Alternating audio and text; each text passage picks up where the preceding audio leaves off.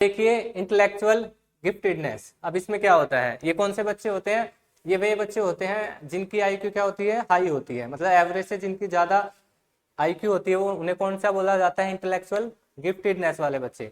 अब इसके ऊपर स्टडी किसने कर रखी है, सबसे पहले स्टडी किसने की है, किसने की है, टर्मन ने, लेविस टर्नर ने की है। लेविस टर्मन ने कब की है, 1925 में। ठीक है, तो इन्होंने क्या किया, इन्होंने कैसे स्टडी की है, किस पे, बच्चों पे। इन्होंने क्या किया कि इन्होंने 1500 चिल्ड्रन लिए जिनकी आईक्यू कितनी थी, 130 या उससे हाई थी, और उनको क्या किया, ऑब्जर्व किया कि उनकी इंटेलिजेंस क्या उनके करियर पर कैसे प्रभाव डालती है, या उनका सक्सेसफुल करियर या सोशल एडजस्टमेंट कैसे इन्फ्लुएंस करता है। मतलब कि हाई आईक्यू वाले बच्चों का सक्सेसिव रेट या सोशल एडजस्टमेंट इन्फ्लुएंस किस चीज से करता है, आईक्यू से कैसे करता है, मतलब इफेक्ट करता है या नहीं करता है। ठीक है, हाई आईक्यू वालों बच्चों का आईक्यू उनके करियर पर या उनके सोशल एडजस्टमेंट पर इफेक्ट करता है या नहीं करता है। ऐसे ही कुछ कैरेक्टरिस्टिक्स दिए किसने, टर्मन ने, किसकी, गिफ्टेड चिल्ड्रंस की। तो पहले कौन सी है, कोग्निटिव ट्रेट्स। कोग्निटिव ट्रेट्स में क्या कुछ आता है कि वो इंफॉर्मेशन क्या कर सकते हैं, जल्दी से प्रोसेस कर सकते हैं, मतलब आसानी से ग्रहण कर सकते हैं, आसानी से समझ सकते हैं। ठीक है, क्या है, इनकी प्रोसेसिंग स्पीड क्या होती है, तेज होती है। ऐसे ही ये लॉजिकल थिंकिंग अच्छी होती है इनकी, और सुपीरियर एबिलिटी टू जर्नलाइज और डिस्क्रिमिनेट, मतलब कि जर्नलाइज का मतलब है कि वो एक जैसी चीजों को आसानी से क्या कर सकते हैं, डिफ्रेंशिएट कर सकते हैं, या उनमें कोई डिफरेंस है किन भी चीजों में तो वो आसानी से बता सकते हैं। ठीक है, बिटवीन कॉन्सेप्ट, क्या उनमें सेम क्या है या उनमें अलग क्या है कॉन्सेप्ट में, तो उसे आसानी से बता सकते हैं। कौन, जिनका कोग्निटिव ट्रेट क्या होता है या कोग्निटिव अच्छा होता है। ठीक है, और ये किन बच्चों में रहता है, हाई आईक्यू वाले बच्चों की क्या दे रखी है, एक कैरेक्टरिस्टिक दे रखी है। ठीक है, अब देखिए नेक्स्ट, देखिए क्या है, क्रिएटिव होंगे ये बच्चे, ओरिजिनल थिंकिंग अच्छी होगी इनकी। ठीक है, अगला क्या है, मोटिवेशन। जो ये मोटिवेशन, जैसे आपको पता होगा कि मोटिवेशन भी दो टाइप की होती है, एक तो इंट्रिंसिक होती है, एक एक्सट्रिंसिक, मतलब कि एक जो बाहरी और एक आंतरिक। एक तो खुद करने से कोई भी काम करने का मन करे तो वो कौन सी है, इंट्रिंसिक है, और जो बाहरी दबाव के कारण या कुछ रेनफोर्समेंट के कारण हमें कोई काम करने का मन करे, या कोई रिवॉर्ड के कारण हमें काम करने का मन करे, तो वो कौन सी है, वो बाहरी मोटिवेशन है। ठीक है, एक्सटर्नल मोटिवेशन है। तो गिफ्टेड वाले बच्चों में क्या रहती है, इंटरनल मोटिवेशन हाई रहती है। ठीक है, और हाई सेल्फ स्टीम भी रहती है। ऐसे ही इनका सोशल बिहेवियर कैसा रहता है, किन बच्चों का, गिफ्टेड बच्चों का, ऑफन प्रीफर इंडिपेंडेंट और सोलिटरी एकेडमिक वर्क में डिस्प्ले नॉन कन्फॉर्मिस्ट थिंकिंग, मतलब ये इंडिपेंडेंट काम करना चाहते हैं और सोलिटरी एकेडमिक वर्क करना चाहते हैं। कौन, सोशल, ये गिफ्टेड कैरेक्टर वाले बच्चे। अब देखिए अगला क्या है, identification. IQ test alone are insufficient. Identify giftedness require a combination of sources including teacher judgment, school records, parents interview and peer rating. मतलब हम इन्हें कैसे पहचान सकते हैं, किन बच्चों को जिनकी आईक्यू जाता है, या गिफ्टेड बच्चों को कैसे पहचान सकते हैं। ठीक है, तो वो कैसे पहचान सकते हैं, कुछ सोर्सेज है, कॉम्बिनेशन ऑफ सोर्सेज, जैसे कि टीचर जजमेंट की टीचर बताए कि कैसा बिहेव करते हैं, कैसा रहते हैं, कैसा उनकी आईक्यू है, या कैसे क्या स्कोर कर रहे हैं। ऐसे ही स्कूल रिपोर्ट बता सकता है कि उनकी कोई क्या पोजीशन आ रही है, नहीं आ रही है। या पेरेंट्स बता सकते हैं कि घर में कैसा बिहेव करता है, कैसे रहता है, कैसे काम करता है। या उसके दोस्त बता सकते हैं कि वो कितना क्या इंटेलिजेंट है। ठीक है, तो आइडेंटिफाई कैसे कर सकते हैं किस चीज को, हाई आईक्यू वाले बच्चों को या गिफ्टेड बच्चों को, किसकी मदद से, टीचर्स की मदद से, स्कूल की मदद से, पेरेंट्स की मदद से, और पीयर की मदद से। ठीक है, अब क्या है, एजुकेशनल नीड किनकी, गिफ्टेड बच्चों की। Gifted children require specialized program and enrichment beyond the standard classroom to reach their full potential, मतलब इनके लिए क्या बनाया जाए, स्पेशल प्रोग्राम बनाया जाए, स्पेशल स्कूल बनाया जाए, या स्पेशल क्लासेस बनाया जाए, जिसकी वजह से क्या हो, इनका फुल पोटेंशियल का डेवलपमेंट हो सके। ठीक है। जैसे कि अगर आपके क्लास में कोई गिफ्टेड बच्चा होगा, तो अगर आपको कोई क्वेश्चन दिया गया टीचर के द्वारा, तो वो क्या करेगा, आसानी से या जल्दी से सोल्व कर देगा। जैसे आप कोई क्वेश्चन को 5 मिनट ले रहे हैं, एवरेज बच्चा किसी क्वेश्चन को सोल्व करने में 5 मिनट ले रहा है, और वो क्या कर रहा है, वो 2 मिनट में ही सोल्व कर दे रहा है, कौन, गिफ्टेड बच्चा। तो वो 3 मिनट क्या करेगा, 3 मिनट बैठा रहेगा। तो वो 3 मिनट भी, या 3 मिनट का क्या करे, वो यूज कर पाए, उसके पोटेंशियल को अच्छे से डेवलपमेंट किया जाए। तो उसे कैसे बच्चों के साथ रखा जाए, जिनकी आईक्यू क्या है, हाई है, जिनकी आईक्यू क्या है, हाई है। ठीक है। टाइप्स ऑफ इंटेलिजेंस टेस्ट, तो कौन कौन से टाइप होते हैं किसके, इंटेलिजेंस टेस्ट के। तो देखिए पहला कौन सा है, इंडिविजुअल वर्सेस ग्रुप। मतलब कोई भी टेस्ट लिया जा रहा है, या तो सिर्फ एक का लिया जाए या ग्रुप में लिया जाए, किस चीज का टेस्ट, इंटेलिजेंस का टेस्ट। तो पहला है individual test.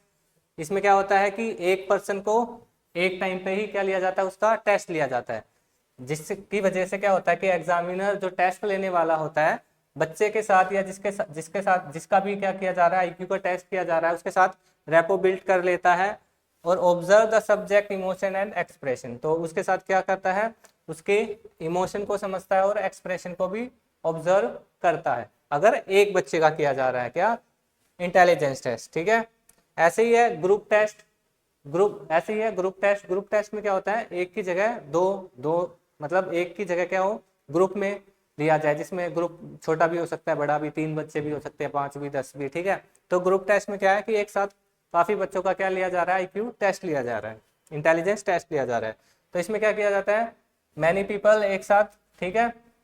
while efficient they do not allow for person interaction or observation of the subject feeling।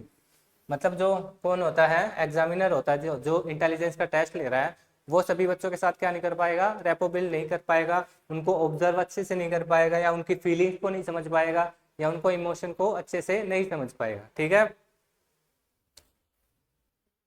अगला देखिए, फॉर्मेट ऑफ इंटेलिजेंस टेस्ट। वही है, कौन कौन से हैं, वर्बल है, नॉन वर्बल है, और परफॉर्मेंस है। वर्बल टेस्ट में क्या होता है कि रिक्वायर्ड लैंग्वेज, वर्बल में क्या है कि आपसे पूछा जा रहा है वर्बली।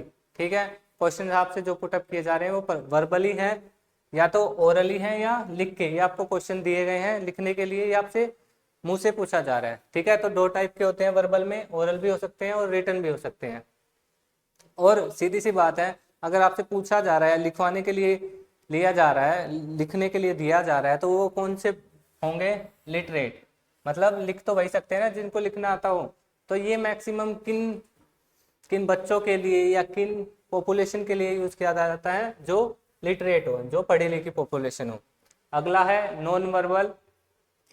नॉन वर्बल में क्या होता है, किस चीज का यूज किया जाता है, पिक्चर्स का यूज किया जाता है या पैटर्न्स का यूज किया जाता है। और सीधी सी बात, अगर पिक्चर्स और पैटर्न्स का यूज किया जा रहा है टेस्ट में, तो इसे कौन भी दे सकता है, जो लिटरेट नहीं है, जो लिटरेट नहीं है वो भी क्या दे सकते हैं, इस टेस्ट को दे सकते हैं। एग्जाम्पल दे रखा है इसमें, जैसे कौन सा है, आरपीएम, जिसमें क्या दिया जाता है कि कोई पैटर्न दिया जाता है और उसे करेक्ट करने के लिए दिया जाता है। जैसे कि एग्जाम्पल है कि मैंने कोई ऐसे फिगर दे रखी हो, ठीक है, और उसमें ऐसे लाइनिंग है, और मैंने क्या निकाल दिया, वो बॉक्स निकाल दिया इसमें से। ठीक है। तो आपसे पूछा जाए कि इसमें किस टाइप का बॉक्स आएगा, ये वाला बॉक्स आएगा, या ये वाला बॉक्स आएगा, या ये वाला बॉक्स आएगा, या फिर ये वाला बॉक्स आएगा। तो आप चूज कौन सा करेंगे, ये वाला ही करेंगे ना, कि ये वाला बॉक्स फिट हो सकता है इसमें। तो इस टाइप का इंटेलिजेंस टेस्ट लिया जाता है किसमें, नॉन वर्बल वाले में। ठीक है, कि पिक्चर्स और पैटर्न्स का यूज किया जा रहा है।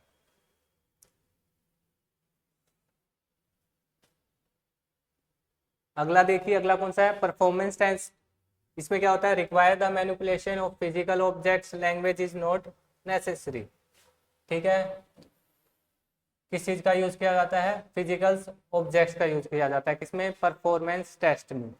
ऐसे ही इसके एग्जांपल दे रखे हैं कि where wooden blocks must be arrange to match specific design within a limit time. आपको कोई पैटर्न दे दिया जाए और ब्लॉक्स दे दिया जाए कि आपको क्या करना है, इन ब्लॉक्स से क्या बनाना है, पिरामिड बनाना है या क्यूब बनानी है, क्यूबॉइड बनानी है, तो आपको क्या दिया जाए, ब्लॉक्स दिया जाए और उससे आपको एक पैटर्न बनाना है, तो वो कौन सा होगा, परफॉर्मेंस टेस्ट। वो कौन सा होगा, परफॉर्मेंस टेस्ट। ऐसे ही है culture fair versus culture bias test. ठीक है, कल्चर बायस्ड क्या होता है, test that rely heavily on language और experience specific to one culture, open western culture या अर्बन। कल्चर बायस्ड क्या है कि जो टेस्ट है वो सभी कल्चर वाले या सभी पॉपुलेशन या सभी टाइप्स के बच्चे या जो डिफरेंट कल्चर से आते हैं उस टेस्ट को ना दे पाए, तो कौन सा होगा, कल्चर बायस्ड। मतलब कि आपने जो आईक्यू का टेस्ट बना रखा है वो सभी कल्चर के बच्चे उसे सोल्व नहीं कर पा रहे या नहीं दे पा रहे, वो कौन सा होगा, कल्चर बायस्ड। और अगला कौन सा है, कल्चर फेयर टेस्ट। इसमें क्या होगा कि आपने कोई टेस्ट बनाया किसका, इंटेलिजेंस टेस्ट का, इंटेलिजेंस को नापने के लिए, और वो टेस्ट क्या हो रहा है, सभी कल्चर के बच्चे उसे दे पा रहे हैं, तो कौन सा होगा, कल्चर फेयर टेस्ट होगा। कौन सा होगा, कल्चर फेयर टेस्ट होगा। लेकिन कल्चर फेयर टेस्ट बनाना काफी मुश्किल है, ठीक है, इसे ध्यान रखना, ये नहीं है कि जल्दी आसानी से बन जाता है। तो इसके लिए मैक्सिमम कौन सा टेस्ट यूज किया जाता है कल्चर फेयर में, परफॉर्मेंस टेस्ट। कौन सा, परफॉर्मेंस टेस्ट। ठीक है, क्योंकि इसमें हमें क्या नहीं होती, किस चीज की जरूरत नहीं होती, लैंग्वेज स्किल्स की नहीं, क्योंकि अगर आप डिफरेंट कल्चर से बिलोंग करते हैं तो सीधी सी बात है आप लैंग्वेज भी डिफरेंट ही बोलते होंगे। ठीक है, अगला देखिए क्या है, intelligence in the Indian tradition. तो इंडियन ट्रेडिशन में इंटीग्रल इंटेलिजेंस बोला जाता है, किसको, इंटेलिजेंस को, या इंटेलिजेंस को क्या बोला जाता है, बुद्धि बोला जाता है। क्या बोला जाता है, बुद्धि। ठीक है, इसको इंटीग्रल इंटेलिजेंस क्यों बोला जाता है, क्योंकि बुद्धि जो है किससे डेवलप, किससे बिलोंग करती है, होल से या होलिस्टिक से। ठीक है, the Indian view of intelligence is broader then the western focus on purely cognitive skills, it centres on the concept of बुद्धि। तो वेस्टर्न फोकस किस पे करता है, कॉग्निटिव स्किल्स पे फोकस करता है, जबकि बुद्धि किस पे करती है, होलिस्टिक्स पे या होल पे। व्हाट इज बुद्धि, बुद्धि क्या है, किस पे फोकस करती है, होल पर्सन पर फोकस करती है। जैसे कि उसमें क्या आते हैं, होल पर्सन में उसके इमोशंस हो गए, विल पावर हो गई या वैल्यूज हो गई। ठीक है, अब आगे देखिए, द 4 कॉम्पिटेंसीज ऑफ बुद्धि कौन कौन सी है। पहली है कोग्निटिव कैपेसिटी है, फिर है सोशल, फिर है इमोशनल, और फिर है इंटरप्रेन्योरियल कॉम्पिटेंस। तो पहले में क्या होता है, कॉग्निटिव में understanding situation, problem solving and effective communication, कि क्या कर पा रहा है कोई बच्चा है या कोई बंदा, क्या कर पा रहा है, इजीली अंडरस्टैंड कर पा रहा है किसको, सिचुएशन को, प्रॉब्लम को आसानी से सॉल्व कर पा रहा है, या इफेक्टिव क्या है उसका, कम्युनिकेशन है, तो उसकी क्या होगी, कॉग्निटिव स्किल अच्छी होगी। ऐसे ही सोशल में कौन कौन सी आएगी, कि रिस्पेक्ट कर रहा है वो किसकी, एल्डर्स की, जिसको जरूरत है, मतलब नीडी की हेल्प कर रहा है, और वो क्या शो कर रहा है, एम्पैथी शो कर रहा है, क्या, सिंपैथी नहीं, एम्पैथी। ठीक है, ध्यान रखेंगे इस बात को। इमोशनल में क्या आता है कि वो सेल्फ रेगुलेशन है, ऑनेस्ट है, क्या है, ऑनेस्ट है, पोलाइटनेस है उसमें, या सेल्फ रिफ्लेक्शन है, तो कौन सा होता है, इमोशनल। और एंटरप्रेन्योरियल में कौन सा होता है कि उसका बिहेव कैसा होगा, गोल डायरेक्टेड होगा, वो हार्ड वर्क करता होगा, ठीक है, या पेशेंस होगा उसमें। अब देखिए आगे कौन सा है, इमोशनल इंटेलिजेंस। इमोशनल इंटेलिजेंस में क्या होता है, आईक्यू में क्या है, आईक्यू क्या होता है, इंटेलिजेंस क्वोशिएंट। ऐसे ही इमोशनल इंटेलिजेंस में क्या होता है, emotional intelligence is considered the feeling side of intelligence. क्या, फीलिंग्स को ध्यान में रखा जाता है किस चीज में, इमोशनल इंटेलिजेंस में, focusing on how we process and utilize emotion. मतलब जो हमारे इमोशंस हैं उसे हम कैसे डील करते हैं या कैसे यूटिलाइज करते हैं, ठीक है, अपनी डेली लाइफ में, तो वो क्या है, इमोशनल इंटेलिजेंस। तो इमोशनल इंटेलिजेंस ने किस चीज पे फोकस किया है, मेनली इमोशंस पे, ध्यान रखेंगे। Core concept, while IQ measure logic, memory EQ measure the ability to monitor, express and manage emotions in oneself and others. जैसे कि IQ किस चीज पे बेस्ड है या क्या मेजर करती है, लॉजिक और मेमोरी को, वैसे ही EQ मतलब क्या है, इमोशनल इंटेलिजेंस किस चीज पर फोकस करती है, इमोशंस पे, या हम कैसे एक्सप्रेस करते हैं या हम कैसे मैनेज करते हैं खुद के साथ या दूसरे के साथ हमारे इमोशंस को। अब है इमोशनल इंटेलिजेंस का गाइडेंस क्या है, मॉनिटर। पहला क्या है, monitor keeping track of your own others and emotional states, मतलब कि खुद के इमोशंस और दूसरे के इमोशंस को क्या रखें, हम ध्यान में रखें। डिस्क्रिमिनेट का मतलब क्या है, डिस्टिंग्विश बिटवीन डिफरेंट फीलिंग्स, हम क्या कर सके, अपनी फीलिंग्स में ही अंतर कर सकें। जैसे कि इसमें एग्जांपल दे रखा है कि मैं गुस्सा हूं या फ्रस्ट्रेटेड हूं, दोनों में क्या कर सके, डिफरेंट, या अपने इमोशंस को क्या कर सके, वो अच्छे से समझ सके। गाइड में क्या है, using emotional data to make better life decisions, जो हम इमोशन है, जो हमारे इमोशंस है, उसको हम अच्छे से यूज कर पाए या सिचुएशन के अकॉर्डिंग क्या कर पाए, यूज कर पाए, जिससे हमारे क्या हो, जो हम डिसीजन ले लाइफ में वो क्या हो, बेटर हो।